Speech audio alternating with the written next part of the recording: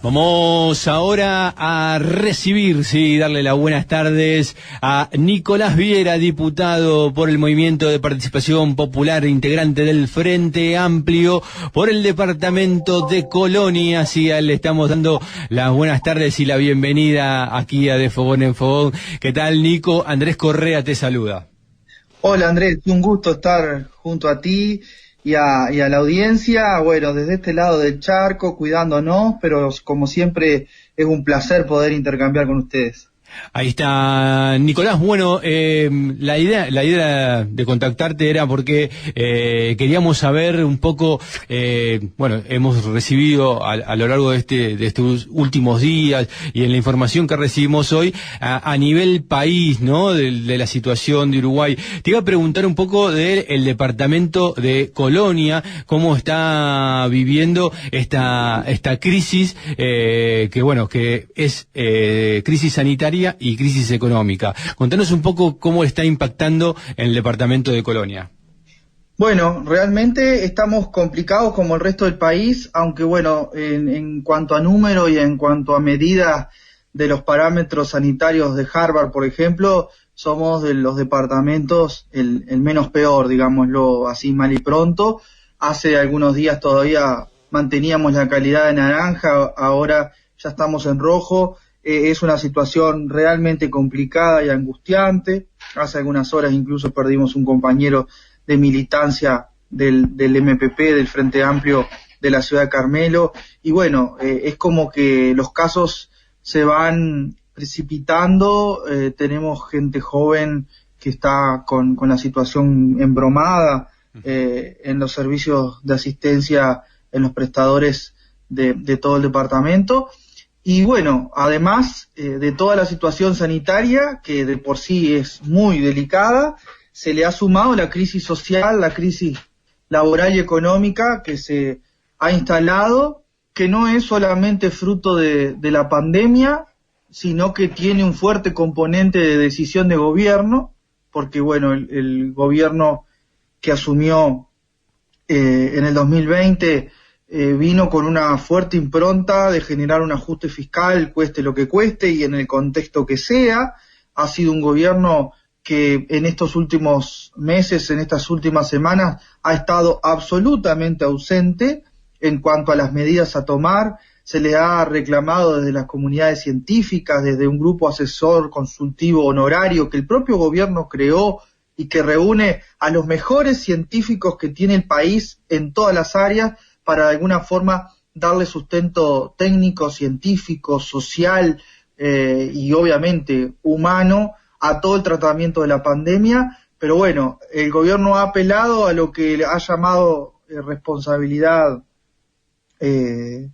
personal, digamos, individual, la libertad responsable, que si bien al principio funcionó y muy bien, porque la gente entendió claramente cuáles eran los riesgos y cómo podíamos transitar nuestra vida con las limitaciones naturales de este escenario, pero siendo responsables con nosotros, con nuestra burbuja, con nuestros vínculos, ahora nos encontramos con que se afectan varias áreas sensibles del país, como por ejemplo la educación, pero se trata de no apagar los motores de la economía, como dice el gobierno, y eso lleva a que, por ejemplo, las escuelas estén cerradas, los shopping y los casinos estén abiertos. Que no se trata de contraponer una actividad con otra. Claro. Lo que sí creemos que hay prioridades, las mismas autoridades sanitarias que recogen los postulados de este grupo asesor científico siempre tuvieron una premisa, que la escuela era lo último que se iba a cerrar y lo primero que se iba a abrir. Pues el gobierno fue por otro camino, fue lo primero que cerró y va a ser lo último que va a abrir, porque a partir del lunes se piensa comenzar con clases a distancia, de forma digital, cosa que tampoco está garantizada, porque la Administración Nacional de Educación Pública no lo ha garantizado, pero que bueno, es parte de estas lógicas que nosotros no comprendemos, no estamos de acuerdo, que es quédate en tu casa, trata de cuidarte, porque de esa forma te cuidas vos y cuidas al resto, pero el gobierno, el Estado, no está dando las herramientas necesarias para que ese cuidado sea real. ¿Cómo le decís vos a la persona, al laburante, que tiene que ir a hacer feria sí o sí, porque si no, no come, que se quede en su casa si el Estado no le garantiza un ingreso mínimo que le permita cuidarse? ¿Cómo le decimos a la gente que vive en un asentamiento, no, mira, hoy no salgas con tu carrito a hacerte el día porque tenés que cuidarte y tenés que cuidarnos? Es realmente muy difícil.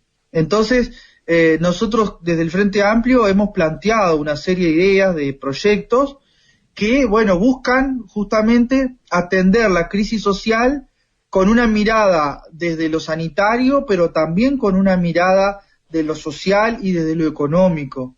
Y bueno, es eso lo que el gobierno no escucha, son las múltiples necesidades de diálogo que este país tiene y que el gobierno no quiere encauzarse en esa dirección, y mientras tanto nos terminamos yendo al Twitter a discutir cuál barra brava quién está a favor o en contra del gobierno, cosa que no ayuda en lo más mínimo al escenario que estamos viviendo. Pero bueno, esperamos, como siempre, la mirada esperanzadora del Frente Amplio es que en algún momento alguien se ilumine y vea que la realidad que la gente está viviendo es otra absolutamente distinta a la que el gobierno en su burbuja está observando.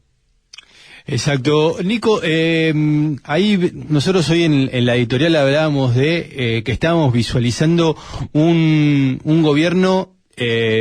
Uruguay en general es presidencialista, ¿no? Pero estamos ante un escenario de un hiperpresidencialismo, ¿no? O sea, esto de las decisiones las toma el presidente, y como ejemplo de eso, la ley de urgente consideración me parece como un hecho tajante, ¿no? De meter 457 artículos para discutir en 90 días. Y así podíamos decir un montón de temas donde la participación o las convocatorias a sectores de los movimientos sociales, de los distintos actores del pueblo, no están siendo convocados en casi ninguna instancia o en muy pocas.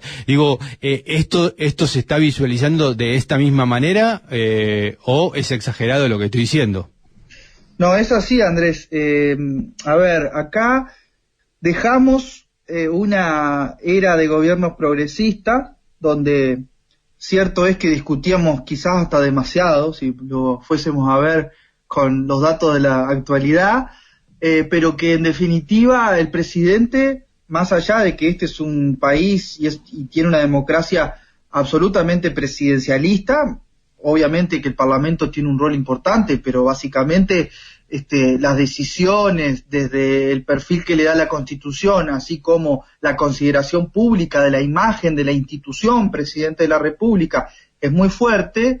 Este gobierno y todos sus laderos, no solamente los operadores políticos que integran la coalición de gobierno, sino también los grandes medios de comunicación que generan un blindaje mediático constante, han puesto en la figura del presidente como prácticamente el salvador, digamos, ¿no? Uh-huh. Esa idea que el presidente Lacalle en algún momento habló de los líderes mundiales, en el cual él también se incluía como líder mundial, es un poco lo que nosotros reflejamos cuando nos ponemos a visualizar el gobierno. Todo el mundo en el círculo del gobierno intenta generar un blindaje sobre el presidente de la República. Entonces, si nosotros planteamos una crítica, enseguida lo primero que te dice, sí, pero ustedes cuando eran gobierno, tal cosa. Cuando hace unos días el Sindicato Médico del Uruguay, que es uno de los sindicatos más fuertes que tiene la colectividad médica en este país, intentó generar una campaña de sensibilización para ponerle a la gente la realidad de lo importante y de lo grave que puede ser en unos días la saturación de los CTI, que es lamentablemente el camino hacia donde vamos, sin alarmismo y sin terror, pero es la realidad. El sindicato médico planteó desde las redes generar una campaña para sensibilizar en ese sentido, y enseguida salieron todos los laderos del gobierno, legisladores incluidos, a decir poco más que estaban boicoteando al gobierno y que se estaba generando una especie de conspiración contra el presidente de la República y su gobierno. Es no aceptar la realidad, ni la crítica, ni entender que la burbuja donde está el gobierno no es la que percibimos los demás. Capaz que somos nosotros los equivocados, pero yo tengo la tranquilidad de que me muevo en la calle y que veo en mis comunidades pequeñas del departamento de Colonia cuáles son las situaciones. Y realmente esa falta de diálogo con la sociedad toda, porque el diálogo no es sentarte adelante de 25 medios de comunicación a decir lo que el gobierno piensa. El diálogo es justamente un intercambio donde hay acuerdos, donde se negocian cuestiones para superar las dificultades y lograr soluciones en conjunto.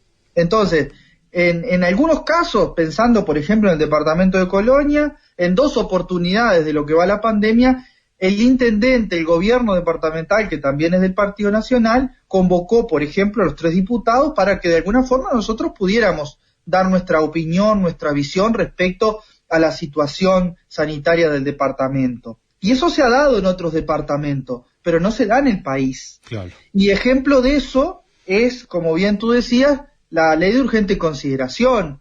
La ley de urgente consideración fue planteada por el gobierno, es la segunda ley más importante de este gobierno, junto con la ley de presupuesto nacional, porque una genera la visión ideológica del gobierno en cuanto a qué quiere hacer con el país, que es la ley de urgente consideración, y la otra es la que genera los recursos y los mecanismos administrativos del Estado para poner en práctica ese plan del gobierno que está establecido en la LUC, en la ley de urgente consideración. Y eso también se abusó de un recurso que es una ley de urgencia. En Uruguay han habido pocas leyes de urgencia, están establecidas su creación en la Constitución de la República. Una ley de urgencia, por ejemplo, fue la que utilizó Tabaré Vázquez en el 2005 para crear el Ministerio de Desarrollo Social. Pero esa ley de urgencia no superaba los 20 artículos y tenía un propósito definido y claro, que era justamente crear una herramienta para pelear juntos como sociedad y como Estado contra un flagelo que era el hambre y la miseria en este país. Eso es el espíritu que la Constitución tiene respecto a una ley de urgente consideración. No este mamotreto, esta ley ómnibus que le han puesto de todo, porque va desde la inseguridad, la salud, el rol de la policía, la educación y el chorizo artesanal. Claro. Digamos, sí. Queda bastante bruto lo que estoy diciendo, pero es lo que contiene la ley de urgente consideración. Entonces, evidentemente estamos ante un nuevo paradigma de cómo gobernar, que no estábamos acostumbrados a lo que veníamos viviendo y que tiene en su fuero íntimo ribetes a la necesidad de restaurar viejas lógicas y viejos beneficios al mejor nivel de la década de los 90, que es, en definitiva, el ejemplo de neoliberalismo más crudo que ha tenido el país y que ahora también se está intentando implementar con políticas similares ese tipo de ideas y de caminos que al Uruguay le ha ido muy mal, que a las empresas públicas uruguayas se las intente asociar con privados o sacarle el monopolio, sabemos que es un viaje sin retorno. Pensar, por ejemplo, como el gobierno está pensando en reformular la seguridad social, un aspecto que es sumamente necesario, pero que con la idea del gobierno solo va a beneficiar a los más fuertes y no va a beneficiar a los más débiles y les va seguramente a incrementar a las futuras generaciones los años para jubilarse, o sea que vamos a tener que trabajar más años de vida, vamos a tener que aportar más años de trabajo para poder jubilarnos. Entonces, bueno, todo ese tipo de cuestiones que tiene este gobierno desde su génesis están contempladas dentro de todas estas lógicas que no solamente es la LUC, pero que también la integra la LUC y que la defienden todos los partidos que forman parte de esta coalición. Ahí está, clarísimo. Estamos charlando con Nicolás Viera, diputado del Frente Amplio, integrante del Movimiento de Participación Popular del Uruguay.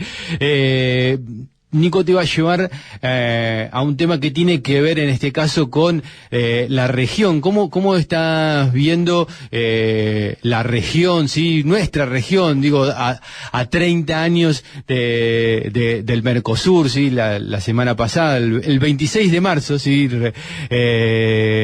fecha importantísima para el Frente Amplio, pero también se cumplieron 30 años del Mercosur.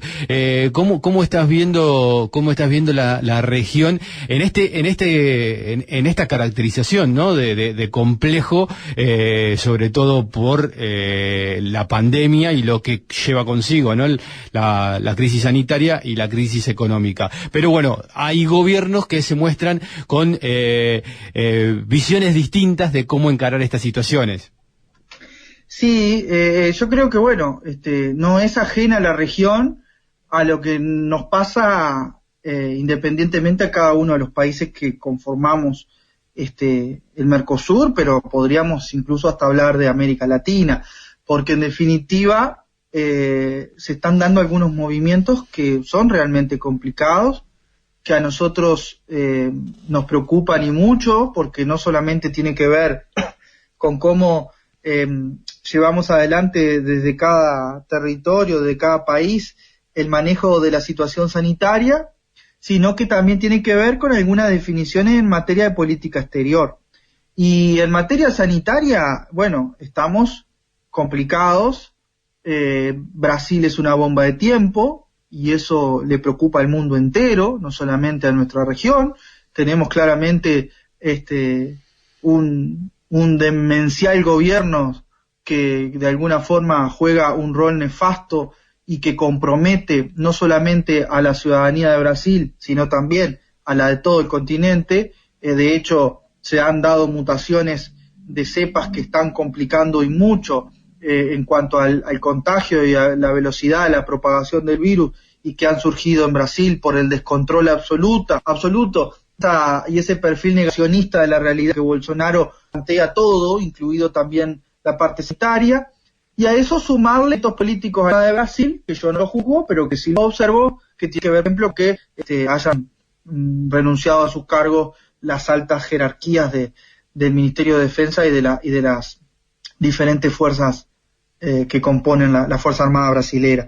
Y eso obviamente que hace también a un determinado escenario, como también lo hace, por ejemplo, el rol que Argentina quiere darle al Mercosur y esa cuestión de aperturista que está planteando el presidente Lacalle Pou de Uruguay, que también en este caso tiene una asociación de ideas, podríamos decirlo, junto con Bolsonaro y Mario Abdo Benítez de Paraguay, que a nosotros, en lo que me es personal, me preocupa, que el gobierno uruguayo haga o pueda llegar a llevar adelante alguna idea en común de estas características, tanto con Bolsonaro como Abdo Benítez, no solamente por lo que representan ellos, sino por las complicaciones internas que tienen en sus respectivos países.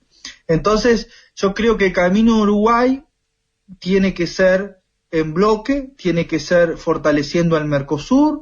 No hay que escaparle a ningún debate ni a ninguna consideración. Yo creo que es importante pensar en descubrir nuevos desafíos, pensar en cómo podemos evaluar, que no quiere decir que se concrete, pero al menos evaluar una nueva forma de negociar en bloque, pensar cuáles han sido las situaciones y condiciones que no nos han permitido cerrar el acuerdo Unión Europea-Mercosur, porque, por ejemplo, a quienes nos sentimos profundamente latinoamericanos, nos dolió y mucho las palabras y la actitud del presidente Lacalle Pou cuando planteó aquello del lastre. Yo creo que no es el camino para una economía incluso pequeña como la nuestra. Si lo vamos a aterrizar a términos de mercado, también tenemos que ser perfil bajos, humildes, y pensar en que es posible llevar adelante una negociación colectiva o aspectos sociales en común si podemos plantearnos que todos colaboremos. Entonces, yo nunca sentí que el Mercosur fuera un lastre. Yo sí siento que Uruguay, Argentina, Brasil, Paraguay y todos los demás países que componen nuestro continente, tenemos que trabajar para fortalecernos como grupo, como región, como continente, porque es allí donde está la fuerza. Si nosotros nos pusiéramos a evaluar cuál ha sido el proceso histórico que ha hecho Europa en cuanto a su integración dentro de la Comunidad Europea, nos vamos a dar cuenta que las capacidades políticas que llevaron adelante ese proceso de comunidad y entender la comunidad es muy distinto a estos saltos que hemos tenido en nuestra América Latina y particularmente en nuestro Mercosur, porque necesariamente cuando observamos la génesis, la creación del Mercosur y vemos sus actores, aquellos actores y aquel Mercosur obedecía determinadas lógicas de aquellos tiempos, y no puede ser un Mercosur, el de hoy, que siga obedeciendo la misma lógica que la de los 90, porque el mundo cambia vertiginosamente, de forma muy acelerada, y si nosotros pretendemos ser un bloque sólido, compacto, con definiciones comunes, que nos permita ir a más, necesitamos adecuarlo a nuestros tiempos y pensar en que la fortaleza siempre está en ir juntos, más allá de nuestras diferencias humanas, de nuestras diferencias políticas y hasta personales de los gobernantes de turno, porque los gobiernos pasan y los pueblos quedan haciendo su historia. Por tanto, hay que siempre tener los pies en la tierra, con la mirada puesta en el horizonte para poder avanzar. Ahí está, hablamos con Nicolás Viera, un lujo, sí, aquí en De Fogón en Fogón, joven diputado de 32 años, ¿tenés, Nico? 32 años, hasta el 7 de agosto tengo 32. Ahí está, 32 años, Nicolás Viera, del departamento de Colonia, por el Frente Amplio, por el Movimiento de Participación Popular. Te agradecemos siempre, sí, para la participación aquí en nuestro programa, y obviamente no va a faltar oportunidad para que volvamos a hablar y, bueno, charlar sobre estos temas.